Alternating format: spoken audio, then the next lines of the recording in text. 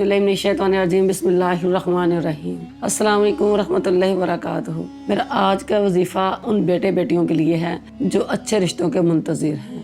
आज मैं कुरान पाक की बहुत ख़ास सूरतें लेकर आई हैं, बहुत अज़मत वाली बरकत वाली लेके आई हैं। आप पढ़िए, इंशाअल्लाह आपका अच्छे घर से रिश्ता आएगा तो आप रुखसत होकर ससुराल जाएंगे। सबसे पहले हुज़ूर अलैहिस्सलातु वस्सलाम का फरमान मुबारक है कि बेटे नेमत हैं और बेटियां रहमत हैं।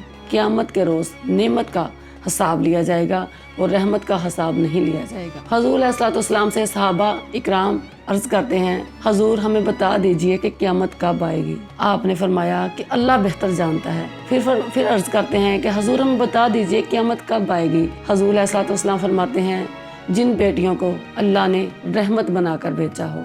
और रहमत वालियाँ बेटियाँ अपने वालिदैन से ये कहने लगें कि माँ मैं बड़ी हो गई हूँ, अपनी मर्ज़ी से जीना चाहती हूँ। वही रहमत वाली बेटियाँ जिनको फरिश्तों से मुसाफा करा के नूर के तजल्लियात से नहला कर दुनिया में भेजा गया हो, वालिदैन के लिए रहमत बनाकर भेजा गया हो, वही बेटियाँ अपने वालिदैन से कहने लगें कि मेरी इजाज़त के बगैर मेरा दरवाज़ा लॉक मत करना। माँ अब मैं बड़ी हो चुकी हूँ, अपनी मर्ज़ी से जीना चाहती हूँ।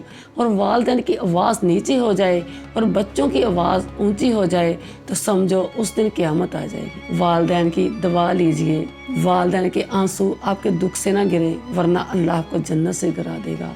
वालिदैन की दुआ लीजिए, बद्दुआ से बचें।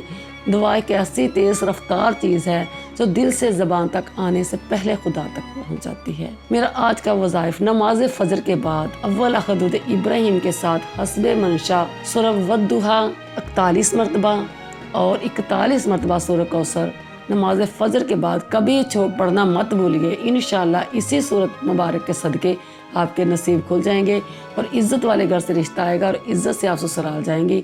मेरी भी दुआ है कि अल्लाह आपको दोनों जहां की रहमतों और नेमतों से नवाजे और हर वो खुशी आपको अता करे जिसकी आपको ख्वाहिश है।